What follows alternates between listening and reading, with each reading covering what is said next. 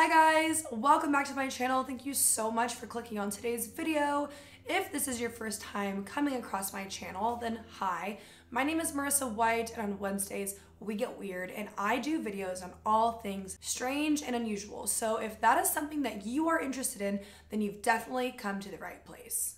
Look at this little snowman globe. Isn't it the cutest thing ever? I think it's so fun. My little kitty cats, they have like beaded glasses on them, but I don't think you can see very well on camera, but they have little, I'll just show you guys. Look how cute. Yes, living. All right guys, so I won't ramble anymore. Without further ado, let's jump right into today's video. Okay, so today's story is something that I actually watched on TV a really long time ago. Like, I don't even know how many years ago, but it was a while ago. And me and my mom both love the show Paranormal Witness. What a surprise that I would love a show like that, right? What I like about this show is that it's not your typical, over-exaggerated, staged paranormal show. They're not investigating anything. It's just people's, testimony of paranormal things that they have experienced. And yes, while some might be lying, this in particular story has always been so interesting to me because there are so many different people involved and so many connections and things that happened that unless every single person is lying for whatever reason, it's just really hard to debunk. Today's story actually did happen. It is all completely 100% facts. Well, people's testimonies of the paranormal things, obviously, I cannot say that, but the events, the tragic events that happened in this story are all real. So back in 1994 in California, a woman named Christene, she got a new job as a paralegal. She had just finished college. She was super excited to be starting out her career and her life. She was a single mom. She had a little boy named Nick, and they were basically on their way to start their new life. She said goodbye to her parents, they got in the car, and they left to go to Southern California and start their new lives together.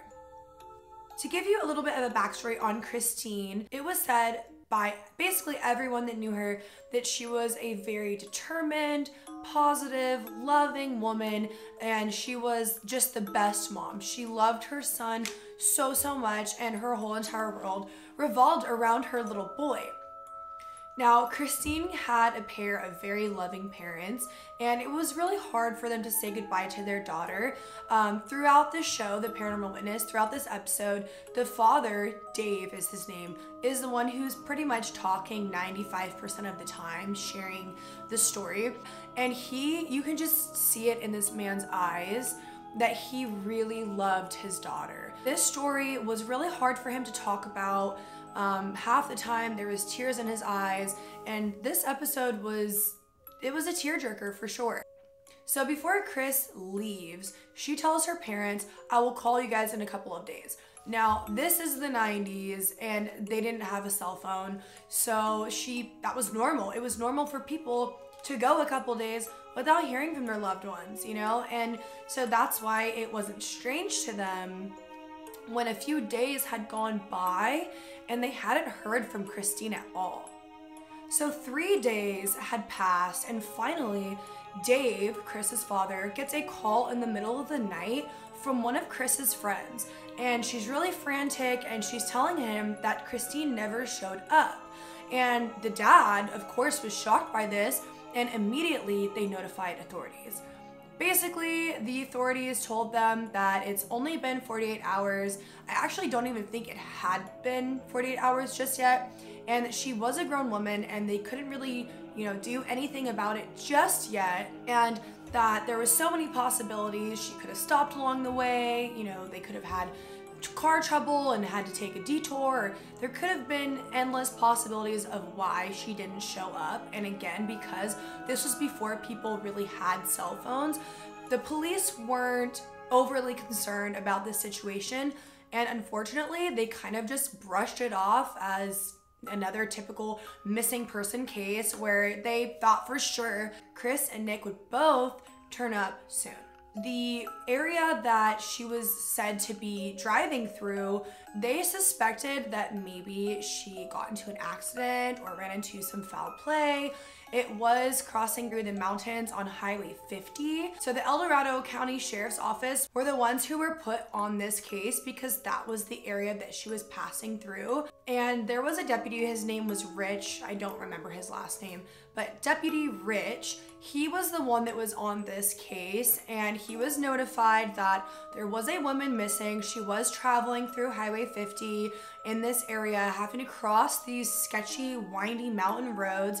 So he decided to take it easy, wait a few more days, basically to see if anything turned up, because they get a ton of missing person reports. Most of them end up being just fine.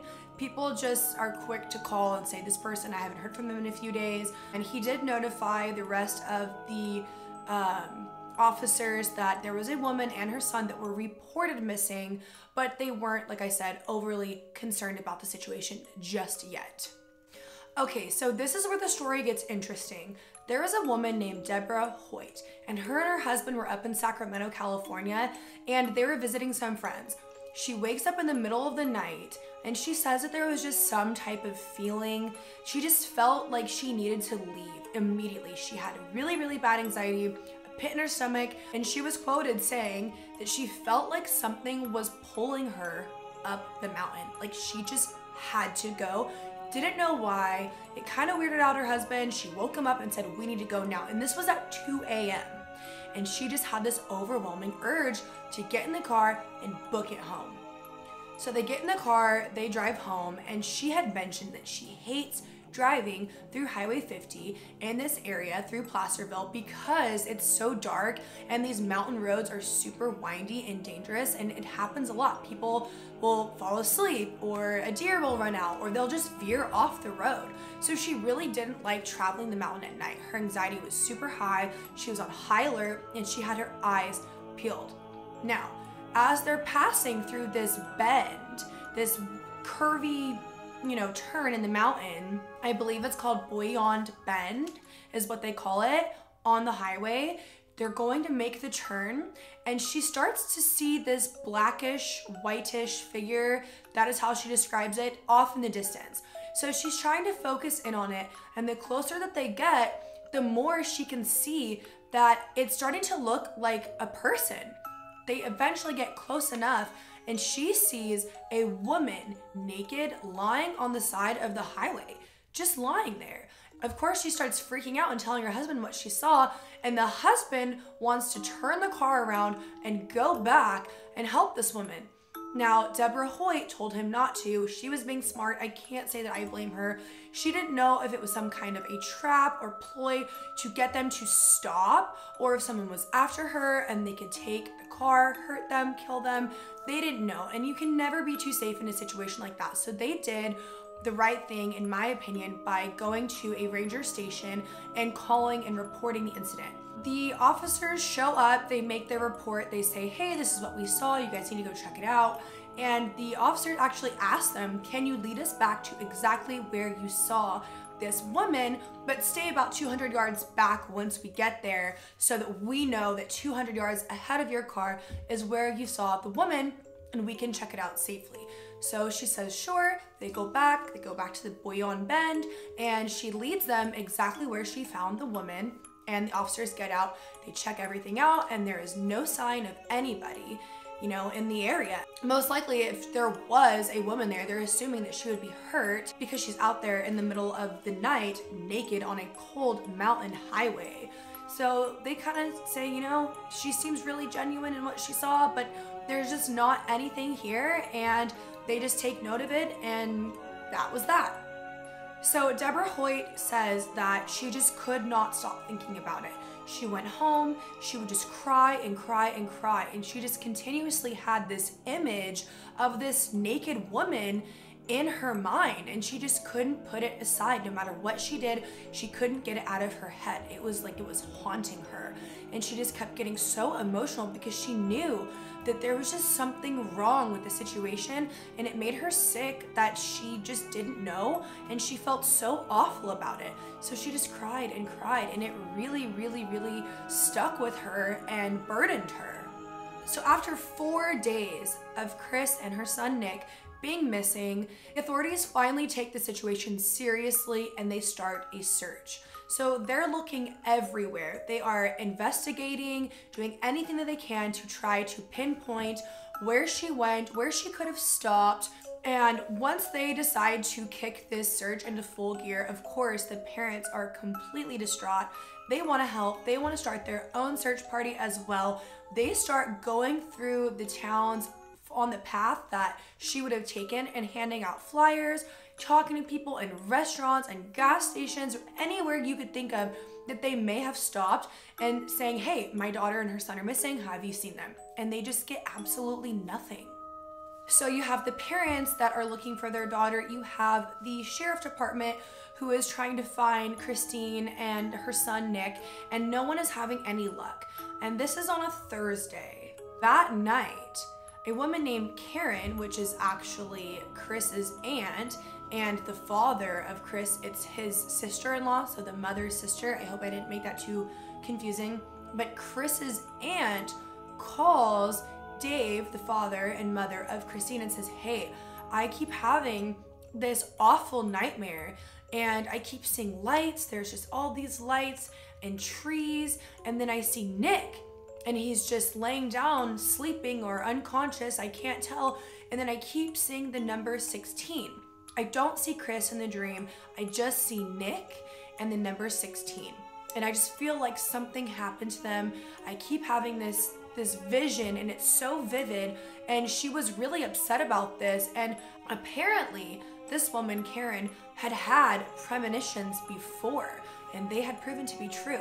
So Dave took it seriously, and he trusted her word and believed that there was something to do with Chris's disappearance involving lights, trees, and the number 16. Karen was so distraught by this premonition that she was having that she drove out to be with Dave, Chris's dad, and her mother, and try to find Chris and Nick, and again, take part in their own search. They were certain that something bad had happened to them. So meanwhile, Deputy Rich from the El Dorado County Sheriff's Department is searching high and low, and he decides to stop at this gas station, and it's like a last stop gas station before you cross over those mountains. And so he figures, okay, if Chris was gonna stop for gas, she probably would have stopped here. And he was right. He goes into the gas station, he talks to the man at the counter, shows him the picture, and immediately he remembers her. They had a short conversation. She mentioned that she was tired and was getting some soda to, recharge her batteries so that she could get her and her son over this dangerous, windy mountain area safely. So then the deputy is kind of putting 2 and 2 together, and he's like, okay, she was complaining about being tired. She stopped at this gas station to get soda to load up on sugar so that she could stay awake, and now she's missing and no one's heard from her. There is a good chance that she is somewhere in these mountains. So the more and more the deputy starts thinking, he recalls Deborah Hoyt, this stranger who is completely unrelated. He recalls her call a few days ago about seeing a naked woman on the side of the road. And it was just a strange thing that stuck with him. He never had a call like that before. So he decides that he's gonna go back to the site where Deborah Hoyt reported seeing this naked woman on the side of the road. By this time, it's daylight outside. It's early in the morning, it's light, he can see very, very well. So he goes right back to Bouillon Bend where it was reported, gets out of his car, and he starts looking around for any signs of debris or any kind of clues, track marks veering off the road that would show him that there's a possibility that they crashed somewhere near the area. Well, the more that he walks on the side of the road, he finds a little boy's shoe. And he's thinking to himself, what are the odds that this is little Nikki's shoe right in the exact spot where this woman reported seeing this naked body on the side of the road. He picks up the shoe. It's a tiny little shoe. At the time, I believe Nick was like 4 or 5. Don't quote me on that. He was very small. And so the shoe looked like it could have belonged to him. So he picks the shoe up and starts traveling down the ravine. Now this is a very, very steep ravine. There's trees everywhere. It's very heavily forested. And as soon as he starts walking down this ravine, he finds debris. The debris unfortunately leads him to a crash site, and he sees the red car, which is Christene's, and the roof was completely peeled off of the car. The wreck was so bad. It was so awful that the entire top of the car was completely missing, and there was just glass and just stuff everywhere. So the deputy runs up to the car and he comes across Christene, and she is unconscious in the driver's seat, and he goes to check for a pulse and realizes that Christene is dead. And he said that, of course, he was, saddened by this, but what got him the most was looking into the passenger seat and seeing Nikki the way that he was. He looked to be dead. When the officer decided to reach for a pulse, he got no pulse, he got no pupil reaction, and he thought this little boy and his mother are both dead, and he just feels completely awful about it. And right when he is about to give up on Nikki, he sees his chest rise and fall just slightly. So he sees a sign of life. He sees that Nikki is still alive, but he did say that it looked like he was knocking on death's door. He was scared that at any moment he was just going to slip away. So the deputy starts trying to stimulate Nikki. Hey, I'm here, wake up, you're gonna be okay, stay with me, stay with me. And the deputy had a fear because the family was searching, and they did mention that they were gonna be searching up the highway as well, that the family was gonna see his car pulled over, and he did call for backup, and see the family was gonna see all the vehicles on the side of the road if they were to pass by, because they are searching the area, and know that that's where they were. And he was right. So after paramedics come, they get Nikki on a backboard, they take him off to the hospital. Karen, the aunt who had the premonition of seeing the number 16 and Nikki and all the trees and the lights, she starts running down the ravine, and the Deputy Rich, he just grabs her and holds her and tells her, don't go over there, you don't want to see it, you don't want to, see the scene, it's really bad, and I'm so sorry, but unfortunately Christene is dead. But we have Nikki's alive, he's on his way to the hospital. Of course, Karen is distraught and freaking out, and she ends up calling Dave, Chris's father, and saying, hey, they found Chris and Nikki, and they were right around the bend, and their car flew down the ravine and they crashed, and unfortunately Christene died, but they have Nikki, and Nikki is alive. Dave tells his wife, Brenda, this is what happened, and immediately they rush to the hospital to go be with Nikki. And this is the part of the story where it's sad, but also happy in a sense that even though Christene didn't make it, unfortunately, Nikki did survive, and the odds were against this kid. I mean, he was out there for 5 days. 5 days, no roof on the car, in the middle of the mountains, and he was okay. I mean, he made a full recovery. So Dave, Chris's father, says that about 2 weeks later, after they found Chris and Nikki, him and his wife Brenda decide to go back to the crash site, and they want to go down there just to see if possibly the sheriff's department missed anything, if maybe there was some of Chris's items and personal belongings that were left, because again, the crash was so brutal and the car did cover a good amount of distance. So they wanted to make sure that none of her personal items were left behind, and they went to go collect them. Now, when Dave and Brenda get to the site, as they're walking over the ravine, Dave, he notices that there is a mile marker that is bent over, and it is the number 16. I just got the chills. So the number 16 is significant because if you remember, his sister-in-law, or the aunt, Karen, kept having that premonition where she was seeing the lights and Nikki and the number 16 over and over again.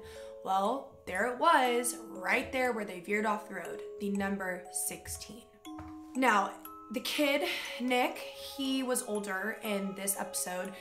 He was in his teens, and he just says that he remembers, you know, leaving his grandparents' house, getting in the car, and that he doesn't remember anything after that until the actual accident. And even though he was very young, when you are a child and you experience something very traumatic, it can stick with you.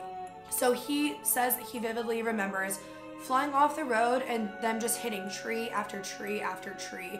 And finally, when they get to the spot where the car stops, Nick looks over and he sees his mom, and she's unresponsive. And as a child, he just assumed that his mother was asleep. That is what he thought. He didn't understand death. So he just thought, my mom is asleep.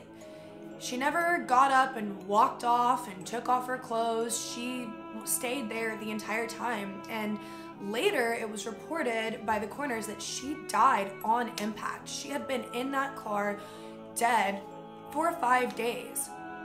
Nick recalls a very bright light next to his mom outside of the car that was there with him the entire time, the 5 days that he was there, and that he could look back through the car window and look up, and he kept seeing this light with a silhouette standing up by the highway.